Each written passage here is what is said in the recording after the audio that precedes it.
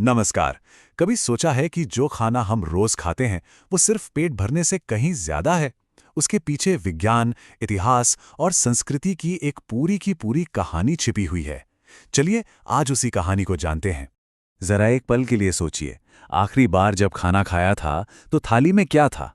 दाल चावल, रोटी सब्जी या फिर कुछ और?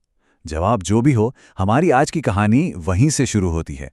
संस्कृत में एक कहावत है, अन्नेन जातानि जीवानि, जिसका मतलब है भोजन ही जीवन देता है। लेकिन सच तो यह है कि खाना हमें सिर्फ जिंदा नहीं रखता, ये हमारी पहचान से जुड़ता है, हमारी जड़ों की कहानी बताता है। तो एक थाली की तो ये कहानी है, पर जब हम पूरे भारत पर नजर डालते हैं ना, तो यहाँ तो हजारों अलग अलग थालियां हैं और हर एक की अपनी ही कहानी है। ये सिर्फ स्वाद का फर्क नहीं है, पता है, इसके पीछे छिपा है उस जगह का भूगोल, वहां का मौसम और सदियों पुरानी परंपराएं। आइए देखते हैं कैसे। यहाँ देखिए कितना साफ दिखता है। पंजाब की जमीन उपजाऊ है, गेहूं और मक्का उगाती है, तो वहां की थाली में मक्के की रोटी और सरसों का साग दिखता है। वहीं दक्षिण में कर्नाटक चलिए, जहां चावल और नारियल खूब होता है, तो वहां का मुख्य भोजन इडली डोसा बन जाता है। और फिर पूरब में मणिपुर को देखिए, वहां चावल के साथ स्थानीय बांस और सोयाबीन से इरोम्बा जैसी अनोखी चीजें बनती हैं। तो सबसे जरूरी बात क्या है कि हमारा पारंपरिक भोजन सीधे सीधे इस बात पर निर्भर करता है कि उस जगह की मिट्टी और मौसम में क्या उगाया जा सकता है। मतलब खाना जमीन से जुड़ा है। तो खाना जमीन से तो जुड़ा है, लेकिन ये समय से भी जुड़ा है। जिस तरह हमारी दादी नानी खाना बनाती थी, क्या आज भी हम बिल्कुल वैसे ही बनाते हैं? शायद नहीं। जरा इस बदलाव को महसूस कीजिए। एक तरफ मिट्टी का चूल्हा, लकड़ी का धुआं और धीमी आंच पर पकता हुआ खाना, और दूसरी तरफ आज का गैस स्टोव, जहां सब कुछ फटाफट एकदम आसान है। यह सिर्फ तकनीक का नहीं, बल्कि रसोई के पूरे अनुभव का बदलाव है। और ये बदलाव सिर्फ चूल्हे तक नहीं रुका। याद कीजिए, पत्थर के सिलबट्टे पर मसाले पीसने की वो मेहनत, और आज एक बटन दबाओ और मिक्सर ग्राइंडर ने सेकंडों में काम कर दिया।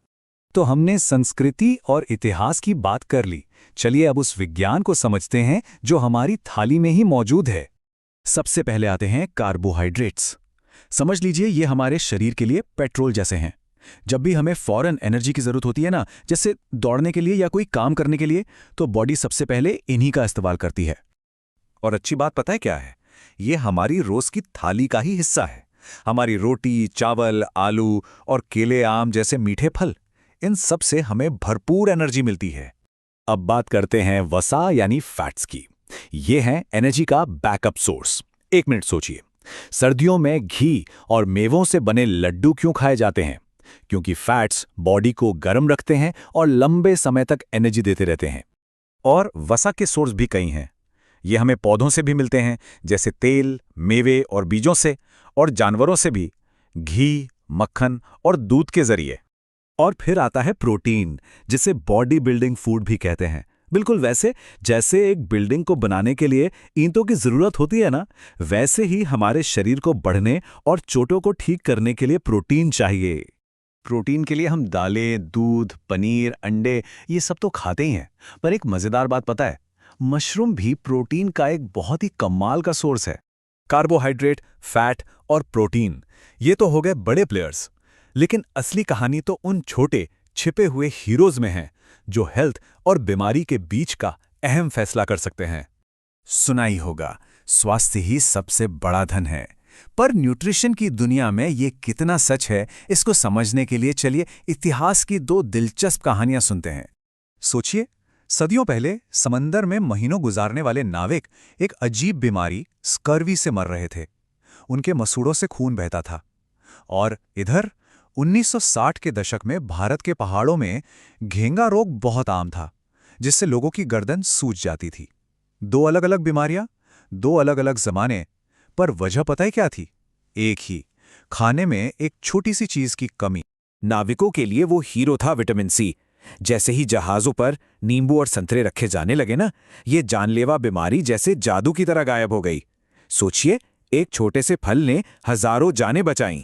और घेंगा के मामले में हीरो था आयोडीन। जब सरकार ने नमक में आयोडीन मिलाना शुरू किया, तो ये बीमारी लगभग खत्म ही हो गई। ये दिखाता है कि हमारे खाने में छोटी छोटी चीजें भी कितना बड़ा असर डाल सकती हैं। तो अगली बार जब खाने बैठें तो अपनी थाली को सिर्फ भोजन मत समझिएगा। ये पीढ़ियों की विरासत है, जमीन का तोहफा है और शरीर के लिए विज्ञान का एक लेसन है। हर थाली एक कहानी कह रही है।